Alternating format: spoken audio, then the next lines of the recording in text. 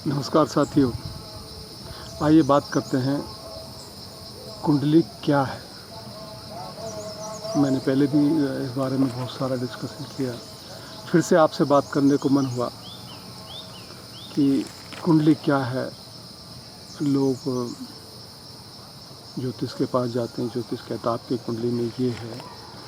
जो भी आचार्य लोग बताते हैं कि भाई कुंडली में ये योग है या ये दोष है, तो लोगों को समझ में नहीं आता। बस उनको तो ये पता मेरी राशि ये है, बता दी उन्हें कि आपकी राशि ये है। इस तरह से चलता रहता है। दोस्तों, ये कुंडली दिखानी चाहिए या कुंडली नहीं दिखानी चाहिए। कोई कहते हैं हाथ नहीं दिखाना चाहिए, नज़र लग जाती है, बदल जाता है। देखिए, ऐसा कुछ नहीं बदलता। जो परमात्मा ने रच के भेज दिया आपको, जिन परिस्थितियों के साथ आपने जन्म धरती पर लिया है, उन परिस्थितियों में कोई बदलाव नहीं हो सकता। आप उसमें कुछ अच्छा ऐड कर सकते हो अपने कर्मों के द्वारा। जो पीछे आपने कर्म किए हैं,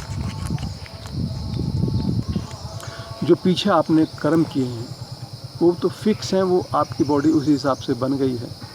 क्या इसमें कितना धन होगा, क्या रोग होगा, कैसे होगा, लेकिन उसमें आप ऐड कर सकते हो अपने कर्म के द्वारा, परमात्मा की सेवा के द्वारा, जन सेवा के द्वारा, बुजुर्गों के, सद्गुरुओं के आशीर्वाद के द्वारा आप अपनी ज़िंदगी में ऐड कर सकते हो कुछ। आप कहो कि जो लिखा है वो मिट जाए, वो नहीं मिटेगा। और बात कर रहे थे कुंडली है क्या। जो हमारा आसमान है, अगर उसको हम पेपर में उतारें तो सर्किल बन जाएगा। और उस सर्किल को 12 भाग में बांटें। एक सर्किल 360 डिग्री का होता है, और अगर उस सर्किल को 12 भाग में बांटें तो 30-30 डिग्री के एक त्रिभुज या एंगल बन जाते हैं, एंगल तैयार हो जाते हैं। उनको हमने, जैसे आप कुंडली इस फॉर्म में देखते हैं, चौकोर फॉर्म में देखते हैं, उसमें खाने उस तरह से बने होते हैं। हमने उसको उस फॉर्म में उतार लिए, और जहाँ आसमान में जो ग्रह नज़र आ रहे थे, जिस जगह पर नज़र आ रहे थे, जिस खाने में वो पड़ते नज़र आ रहे थे, जिस एंगल पर पड़ते नज़र आ रहे थे, वो ऊपर से दिख रहे थे, बैठे हुए थे, उस एंगल पर हम ग्रहों को बिठा देते हैं।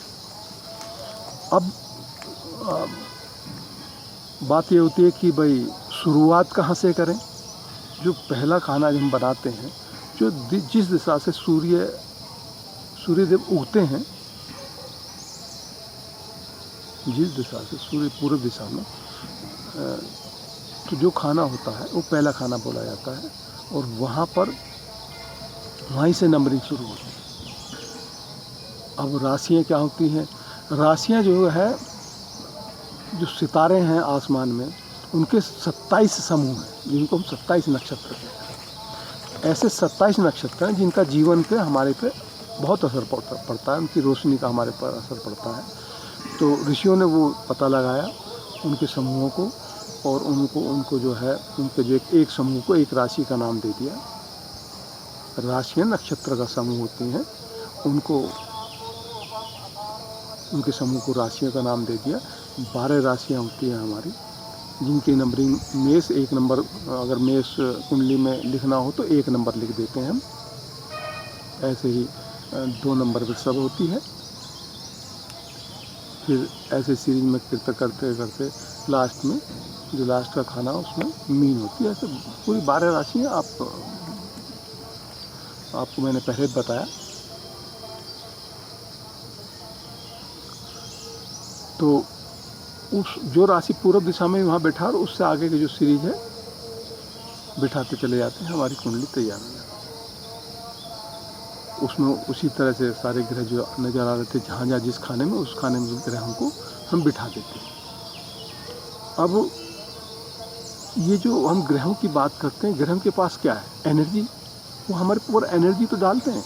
जब हमारी बॉडी बनती है, जब हमारी बॉडी हमारा शरीर बनता है, तो उसमें जो हमारे शरीर की जो कोशिकाएं जुड़ी हुई हैं, जो कोशिकाओं में जो एनर्जी मूवमेंट हो रही है, जो चल रही है, ये उन 9 एनर्जियों का, जो 9 ग्रह हैं आपके, सूर्य, चंद्र, मंगल, बुध, बृहस्पति, शुक्र, शनि, राहु, केतु, तो इनके सबकी एनर्जी से बन के हमारी बॉडी बनती है। उस समय वो बॉडी की पोजीशन क्या थी, उस हिसाब से ग्रह बैठे और वो हमारी बॉडी पे पहला जो खाना होता है वो लगन बोलते हैं उसको वही हमारी बॉडी को रिप्रेजेंट करता है। तो ये कुंडली तैयार होती है और उसके बाद ज्योतिष इसमें देख के आपके एनर्जी का पता लगाता है कि भाई आपकी जो 9 एनर्जियाँ आपके शरीर में किस तरह से काम करेगी। अब बताइए, इसको ना दिखाएं क्या मतलब है इस चीज़ का भाई? इसमें कौन सा आपका नुकसान हो जाएगा? ये तो आपको ये बता देते हैं कि भाई आपके अंदर ये एनर्जी, ये ग्रह बोल लो या एनर्जी बोलो, या मंगल ग्रह या मंगल की एनर्जी इस तरह से काम कर रही है, आपको ये करने के लिए प्रेरित कर रही है। आप उस तरह जैसे वो प्रेरित कर रही है, जिस काम के लिए वो बनी है, आप उस तरह से उस काम को कीजिए। बड़ा सरल है। जब आप उस जो एनर्जी जैसा करने के लिए कह रही है, अगर आप वैसा ही कर रहे हो तो आप खुशहाल होगे। ज्योतिष ये बताता है कि आपको ये इस तरह से काम करना है। अगर आप उस तरह से काम करो तो आप प्रोग्रेस में हो, क्योंकि जो ग्रह जिस खाने में जिस जगह पे बैठा है, जिन घटनाओं को उसने जन्म देना है, ये ऋषियों ने एक ऐसी विद्या बनाई, ऐसा सुपर कंप्यूटर बनाया, उससे पता लगता है कि ये घटना घटेगी। वो जो घटना घटनी आप उनको रोक नहीं सकते। उन परिस्थितियों में कैसे जीना है ये ज्योतिष बताता है। घटनाएं तो देखने का तरीका आ गया। ज्योतिष भविष्य बताने की विद्या नहीं है। मेरा बेटा कब होगा, मेरी बेटी कब होगी, मेरी बेटी की शादी कब होगी, मेरे बेटे की शादी कब होगी, मेरी नौकरी कब लगेगी, मेरा घर कब बनेगा, अब इनके लिए नहीं। आपको ये जरूर बताया जा सकता है कि आपकी एनर्जी इस तरह काम कर रही है, या आपको आपके कार्य में, आपकी इच्छाओं के प्राप्त करने में सहयोग कर सकती है, अगर आप इस तरह से काम करेंगे तो। लिखे को मिटाना किसी के हाथ में नहीं। इस गलतफहमी में कोई न जिए। हाँ, कुछ नया रचने की ताकत आपको दी, आप कर्म प्रधान हो। परमात्मा ने, ईश्वर ने इंसान को कर्म प्रधान बनाया है। कुछ नया रचने के लिए आप आज़ाद हो। जो घटना है उनको मिटाने के लिए आप आज़ाद नहीं। वो तो गुरु कृपा से और परमात्मा के आशीर्वाद से, जब उनके बताए हुए वचनों पर चल के और नारायण सेवा करोगे, ऐसा गुरुजन बताते हैं, तब आपका पूरा पुराना प्रारब्ध मिट सकता है। लेकिन घोर तपस्या, घोर साधना और ईश्वर पे अटूट विश्वास और गुरुचरणों की वंदना, तभी ये पॉसिबल है। आपको लिखा हुआ काटना ही पड़ेगा, आप नया लिख सकते हैं। तो ये आप कुंडली समझ गए होंगे। तो ये कुंडली होती है, इसको दिखाना चाहिए और पता लगाना चाहिए कि मेरे जो कर्म है, मेरी जो विचारधारा है, उसमें कोई कमी तो नहीं है, और आगे आने वाला जो मेरा समय आएगा, जो मुझे जीवन में चुनौतियाँ आएंगी, उनको मैं कैसे साधूं, या उनके लिए मैं जो उपाय होते हैं ना, उपाय पूछते हैं ना, क्या उपाय करूं। उपाय मतलब अपनी विचारधारा को ठीक करने का तरीका,